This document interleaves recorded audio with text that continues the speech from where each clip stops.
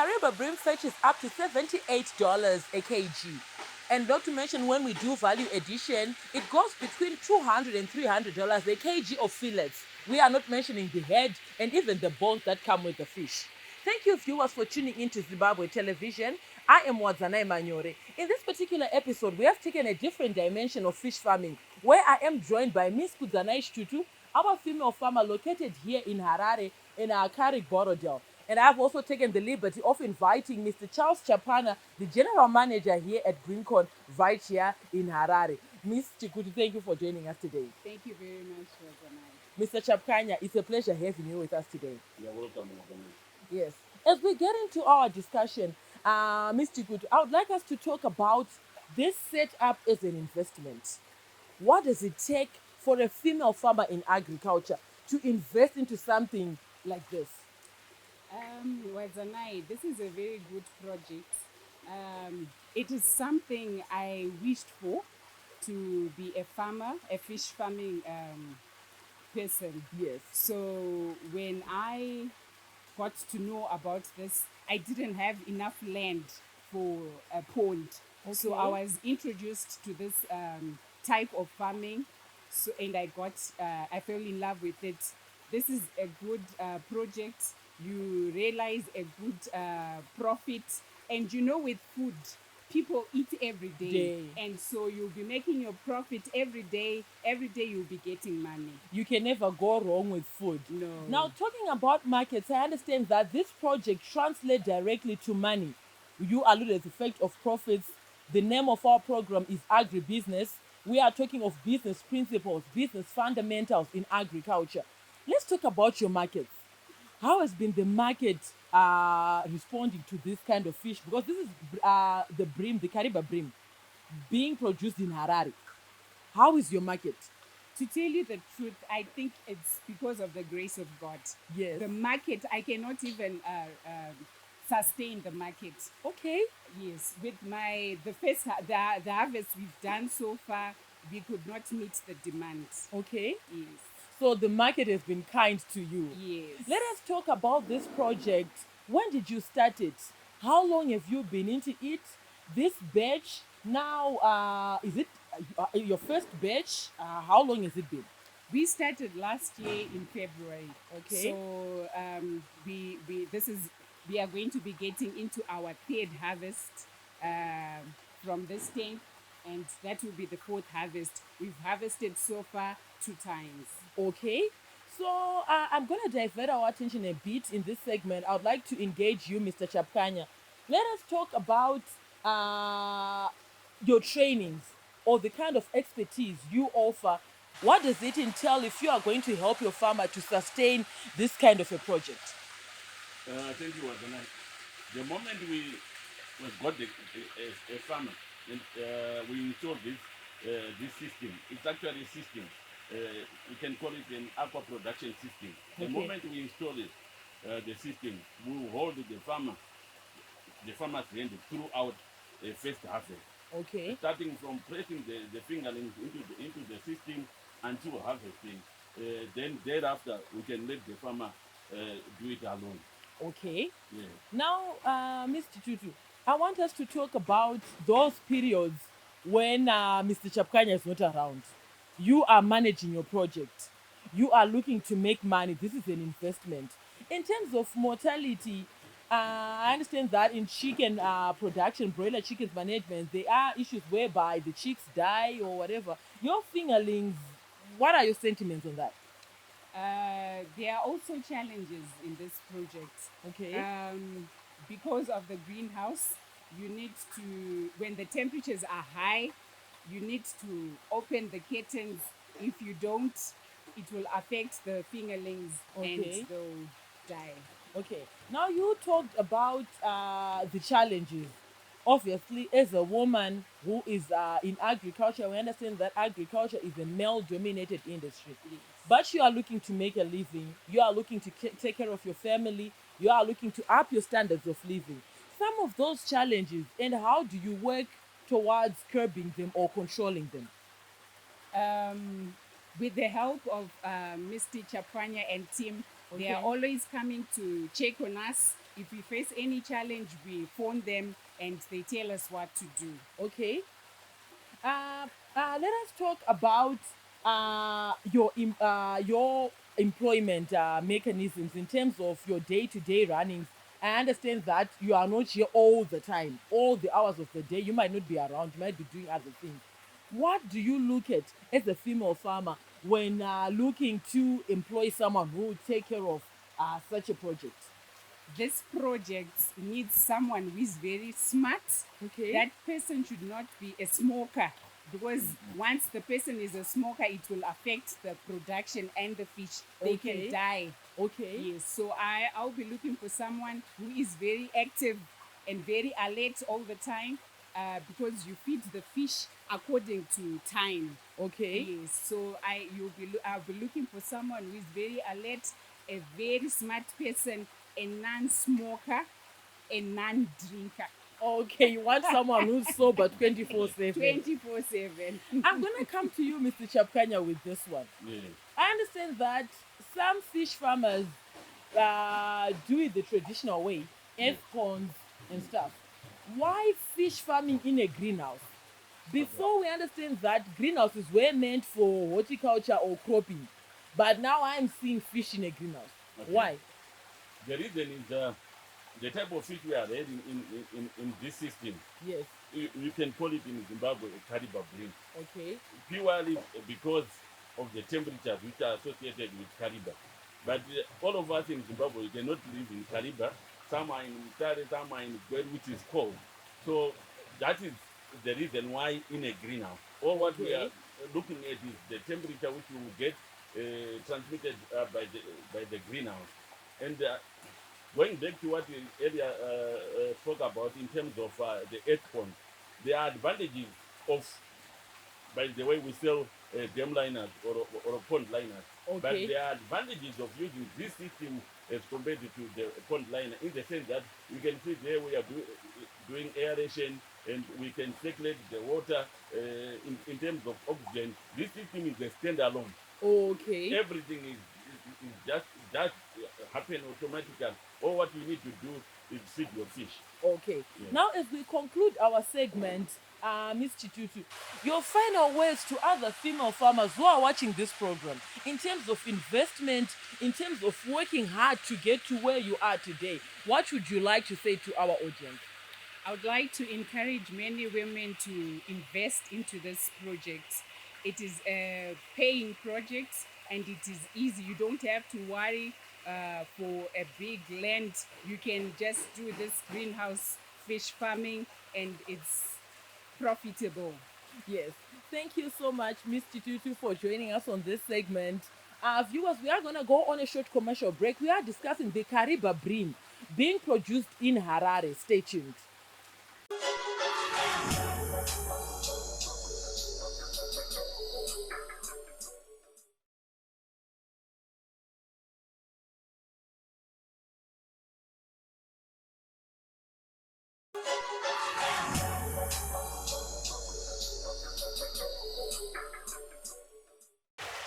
Welcome back, viewers. You are watching Agricultural New Directions, Agribusiness, and I am Wadzanai Manyore. Now, viewers, we encourage you to be a part of these conversations. Feel free to get in touch with me, the producer, Wadzanai Manyore, on 0772 807 506. Alternatively, you can go to our Facebook page, Agribusiness with Wadzanai, like our YouTube link, and make suggestions and leave your comments on Agribusiness with Wadzanai. Now, I am with Mr. Chapkanya right here in Harare. Mr. Chapkanya, this is fish farming we are talking about. Let us talk about the material that you used to build up something like this. Okay, Wadzanai, this material, as a Zimbabwean company, we looked at the situation in terms of fish in Zimbabwe, and we thought the best way is to have such a system which can be housed in a 6x6 greenhouse. Okay. And this material is imported, obviously for a reason. We are importing these materials so that at least in Zimbabwe we can rail fish in a small area.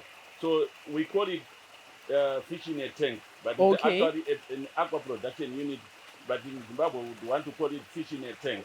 Okay. And yeah, if you want to go further into the material, this is the 10,000 liter tank. Okay. And for your own information, you can do up to, from this pond we have harvested 2,000 from each pond. Okay. We have got 2 ponds in here. We have harvested after 5 months. So you can do your fish, and after 5 months, they were weighing about 550 grams. Okay. Yes, So that maybe a kilogram we were talking about earlier that costs about $78 is just probably 2 breams of course, yes. that can give you $78. Yes. Okay, moving away from that a bit, let us talk about the surface in this greenhouse. I see that the surface is made of cement. Why cement? Why couldn't you just place this a tank directly on the ground? Why did you apply cement?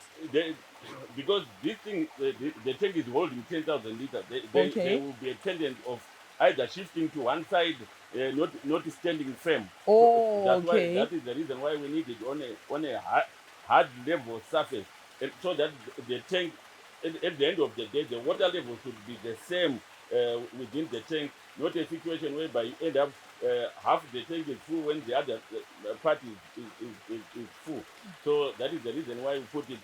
Remember, this thing is not about the tank only. Okay. It's a system. Okay. Because what we are seeing now is, you see, aeration is in.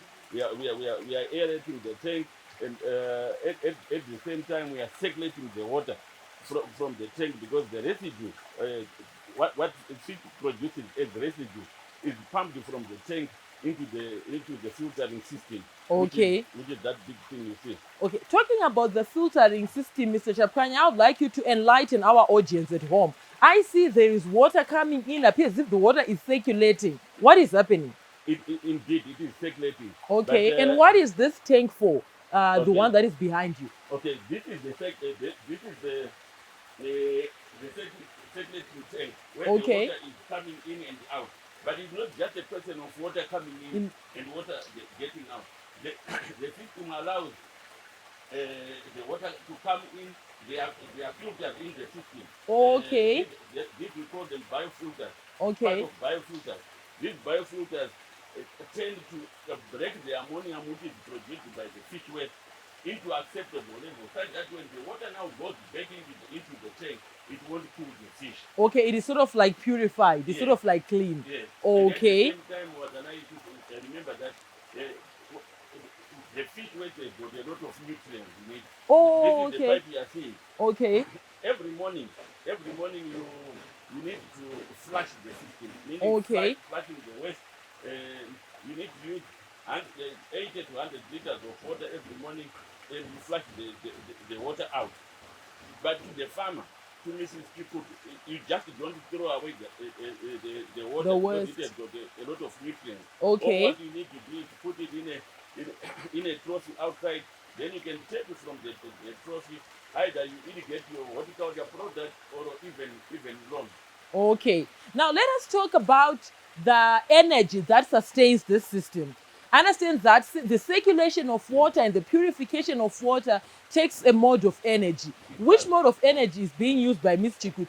cheap using solar. Okay. You can pump. You can use solar, and it needs about 350 watts, which you can easily get from solar. But then Okay. I remember this thing runs 24/7. Okay. If your feed gets to about 400 grams, and this system stops for 20 to 30 minutes, they'll start dying. So this thing runs Oh, 24/7. okay. It is Okay. best for you to run it on solar. Okay. So in terms of this tank, how many fish or fingerlings can a 10,000 liter tank sustain? Okay. Yes. As we speak now, Wadzanai, Yes. in this tank Okay. there are 3,300 fingerlings. Obviously, for a reason that we want it to be 3,000, but for a reason that the supply of fingerlings would give you a 10% extra for mortality. So Okay. we place 3,300 in this tank and 3,300 in the other tank, Okay. and this will grow. I know people might not agree with me, but honestly, we have harvested 2,000 now. We have got 3,000 in the tank. for sure you can sustain it. Okay. Now, in terms of feeding the fish, let Yes. us talk about the mechanisms that comes with feeding the fish. As I'm standing here, I'm just throwing these pellets. I've seen these pellets, these sizes and shapes being used to feed broiler chickens. Yes.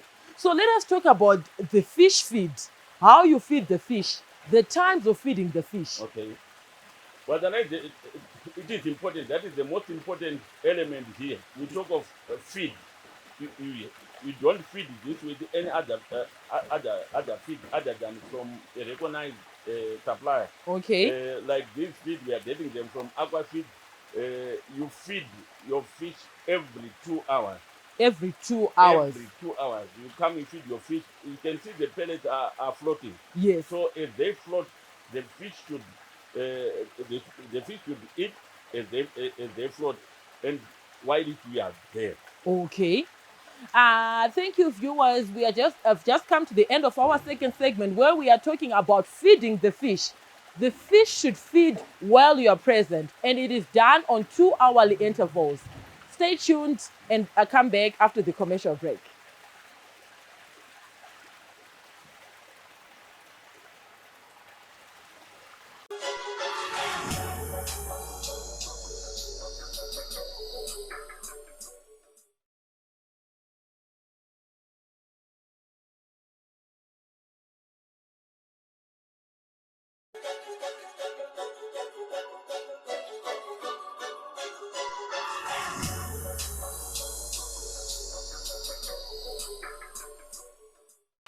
Welcome back, viewers. We are in the third and final segment of your program, Agricultural New Directions Agribusiness, where we are talking of producing the Kariba bream wherever you might be. Your geographical location doesn't have to bring a limitation as to producing good quality fish right here in Zimbabwe. In this particular episode, we were talking about fish farming. We were joined earlier by Ms. Chikutu, and I'm also with Mr. Chapkanya. We're talking about the various mechanisms that are applied in order to set up a project like this one. Mr. Chapkanya, this is an investment. The name of our program is Agribusiness. Let us talk about durability. When a farmer spends his money trying to invest into something like this one, he is looking at durability. Let us talk about durability. But then this thing is durable. As Mrs. Chikuti has alluded on earlier on, she has had this system for 2 years, and we have never replaced anything.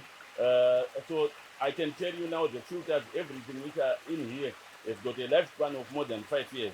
Okay. And talking of 5 years and talking of harvesting, you can harvest from this pond twice a year, so you would have made your money. Okay. Yes. In terms of maintenance, someone has bought this material, is trying to set up a project like this one. In terms of maintenance, what would you like to say to our farming community in terms of maintaining this? Okay. The maintenance element is there in terms of you doing anything extra other than what we would have taught you to do. In terms of all what is needed, someone who has got a know-how, maybe a plumber of some sort. But Okay. in most cases, for the past 2 years, we have never required any plumber to do this. When we did this system, until this day, we never replaced anything. So it's maintenance, I would say it's maintenance free. Okay. Yeah. Now let us talk about your recommendations to our farming community. I understand that we are entering the tobacco marketing season where our farmers might have a bit of cash, a bit of money to start their own project. Someone might like this from home and might want to invest in a project like this one. What are your recommendations on this project? My recommendation is if it was possible for either every school in Zimbabwe to have this kind of a system, so that the kids would know that you want to get breams only from Kariba, and at the same time every household, I would say every household, in the sense that at least there is an income which is derived from the system. Yes. This system can feed on a 36 square meter. So even a small on a corner of a yard, you can put this system and it runs perfectly well. At the end of the day, you are assured of a harvest. Okay. Maybe as we conclude our segment, your word of advice to the farmers, to our policymakers, or to whoever who's watching this program. To the farmer, I would say if you are going into fish farming, your best bet is to join the Fish Producers Association. From there, you are easier helped than on an individual basis. To the policymakers, just to say to the policymakers, look, because of the climate change, our rivers are running dry, but we still can promote the habit of eating fish in Zimbabwe. Remember, Okay. in Zimbabwe, we eat about a kg of fish per annum per person. But Okay. if you look at our neighboring countries like Malawi, they eat 6.8 kgs per annum. So in a way, we are saying, as much as we would want, let's leave this red meat and go into fish. Okay, so you're addressing issues around food security, malnutrition, Yes. healthy eating habits. Yes. There you heard it, viewers. On that note of healthy eating habits, we have finally come to the end of our this week's edition, Agricultural New Directions. It was a pleasure having you with us today, Mr. Chapkani. You're welcome. Wadzanai. Yes, there you heard it. Join us again next week, same place, same time. Thank you for watching.